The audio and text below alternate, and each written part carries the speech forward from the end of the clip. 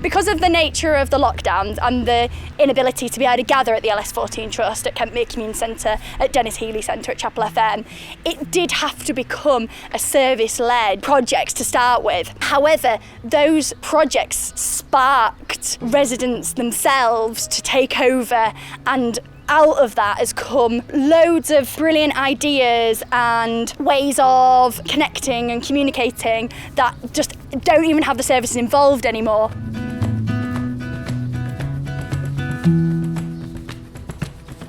The playbox in the middle of Rain Park is where we gather on an evening after school and play. It's creative activities, it's sports, it's freedom for the children. COVID quickly shut that up. We didn't know how to fill that gap. We couldn't gather people anymore. How do you keep people connected and creatively engaged when we're not able to see them in person? By the nature of the word box, we thought, hang on, we can just take this massive box and make it small so it'll go through people's doors. We sat down and thought of loads of creative ideas for how to create this mini playbox. Started in Seacroft and was delivered to 500 children in the local area, and then it went a bit mad and we have thousands all over Leeds now.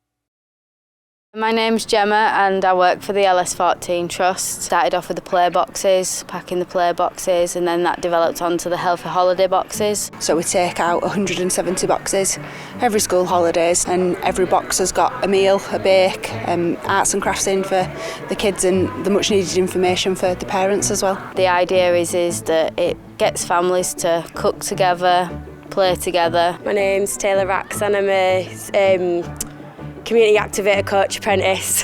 Going round taking parcels and seeing like the kids' faces and the parents' faces, it's the most rewarding job in the world. I like them.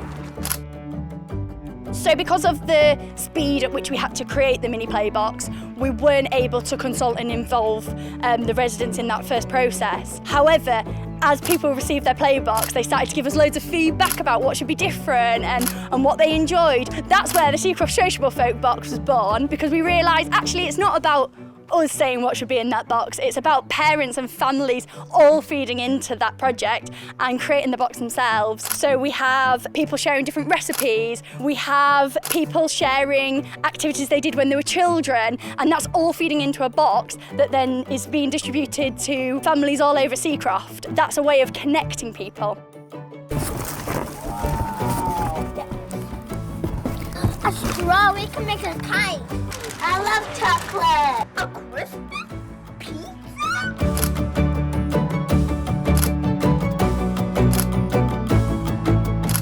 The box that we did before, there was a lady that came along to the events and she was from Syria. She told us about her journey and her family's journey and how she came about being in Seacroft. But we took out key parts of her story, narrowed it down, put it in a leaflet. It took a bit of Syria to everyone and made people realise that we've got a diverse community. It gives people more confidence to come out and say their stories, really, and we're hoping to continue that on.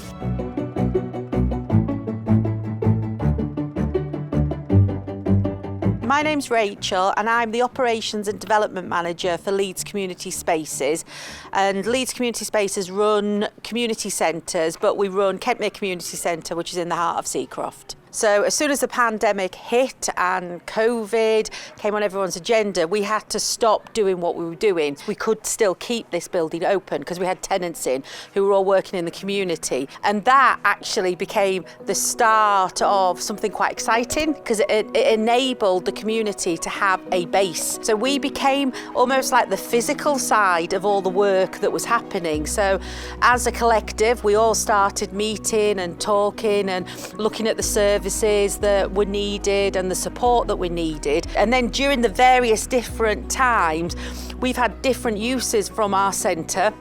So we've been able to do certain groups at certain times. In the summer, we were able to still have a summer programme running, as well as food packages going out to the community. But the consistent thing during the whole of COVID is that the building has been a resource for things that are happening as part of the COVID response that we've all worked on together.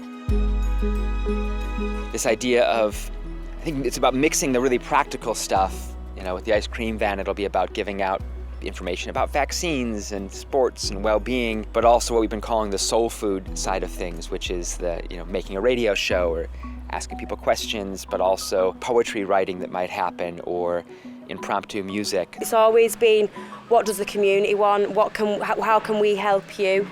Not this is what we think you need, this is what we think you want. What is it that we can actually give you that is going to benefit you? Because not having anything to do during lockdown, if you've got no money, you can't go nowhere as it is, you're stuck at home with the kids, being able to provide things like wellbeing boxes, keeping them occupied for them 2 weeks, honestly makes a lot of the difference. The people that received the boxes last summer, we were able to do social distancing, like little picnics, where we could get small numbers to come to an area. Some people came along and learned how to ride bikes. Still have the box, but focus more on getting people out there and to meet.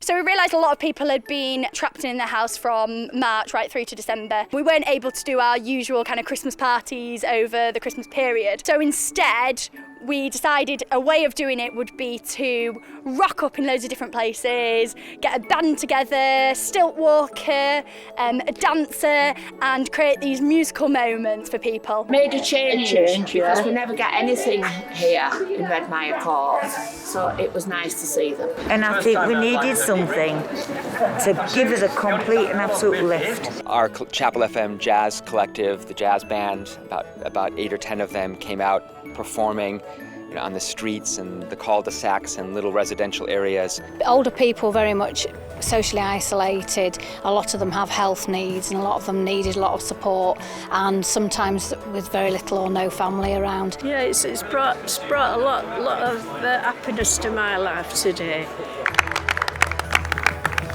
It is just touching, when you work in a community. I think we're very lucky, and people who help one another and support one another, it's not all down to staff and team, it's down to sometimes just members in the community. They're amazing.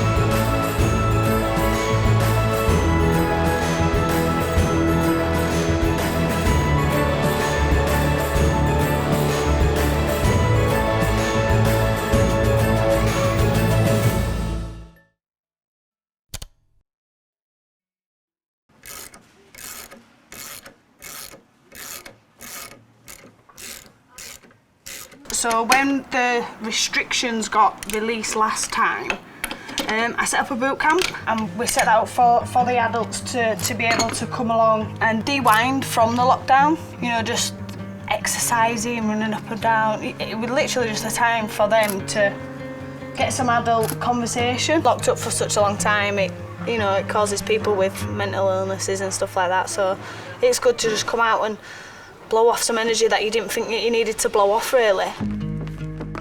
Everyone's there for everyone. Everyone's got everyone's back, and no one's saying that's not my bit. Everyone's just saying, I tell you what, I'll help you, I'll step in. If you can empower people and help them to do things for themselves, your community will only grow stronger, and I think that's what we've done and tried to do. You see young people take out old people's bins because they don't want to come out of the house due to COVID. That's the little things that people from the outside don't see. But living in here, you see all that. So it's been really helpful for ourselves working with all the third sector organisations across Seacroft. The continuity of conversations that have gone on between all the organisations has been fantastic and paramount to a lot of the work that we've achieved over the last year.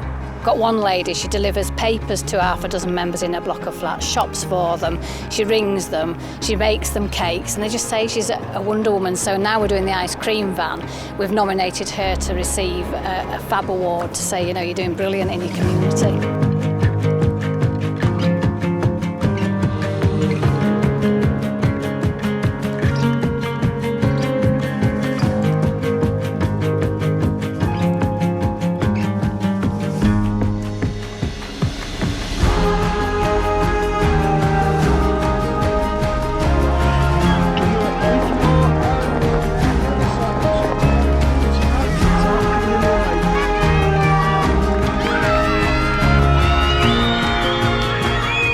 Hello, by the way, I'm called Howard. Nice to meet you all. Can all the little ones give me a wave, please? All come to the same place and celebrate our lovely community, but also each other. We are looking for our first top hero is Dana Campbell. Cassie Wood.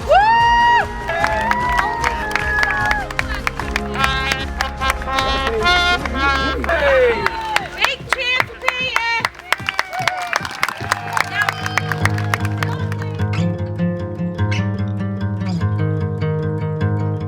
All the organisations have been able to work together and push everything else aside and think about what's actually beneficial for the community. So it's been absolutely fantastic.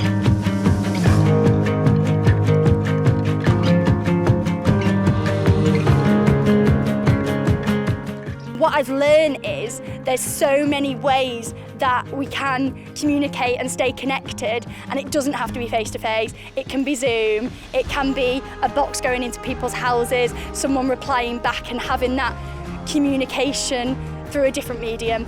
And now, a year later, I feel like our approach to how we sort of live in Seacroft has changed forever and will continue to change going forward, which has been one of the positives out of this otherwise difficult last year. Even from our perspective at the centre, we're now looking at what support does this community need at the end of this? What are people asking for? Going forward, that's what we're seeing more and more of, residents leading the way in these projects, and actually eventually we'll just step to the side. We don't want this to be about organisations doing too, we want it to be with the residents, for the residents and by the residents, and I think that's the most important thing.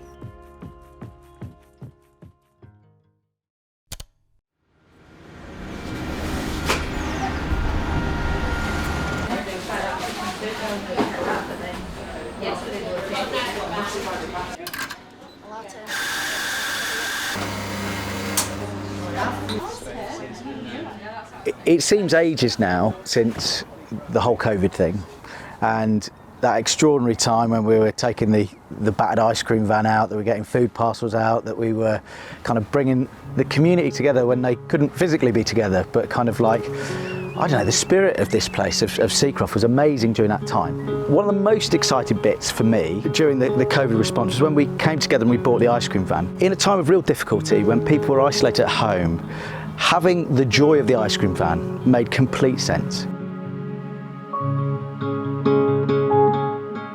At the end of COVID, we knew things would change, some stuff would go back to normal, but we wanted to keep the working together, the being brave, the being creative and dreaming collectively, we wanted to keep together, and so we created WeAreSeacroft.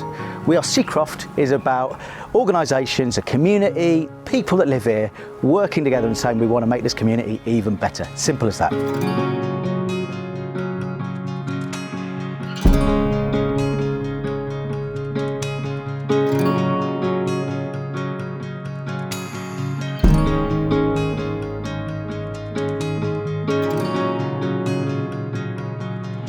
The potential of this moment of kind of really changing how communities' voices are heard is huge, and so that's really exciting. We all came together and we focused on the strengths, what is strong in this community, not what's wrong. And we built on the assets and on creative people and the vision and the hopes, and it's that energy that we want to carry on and keep focusing on as we do collective work together as WeAreSeacroft.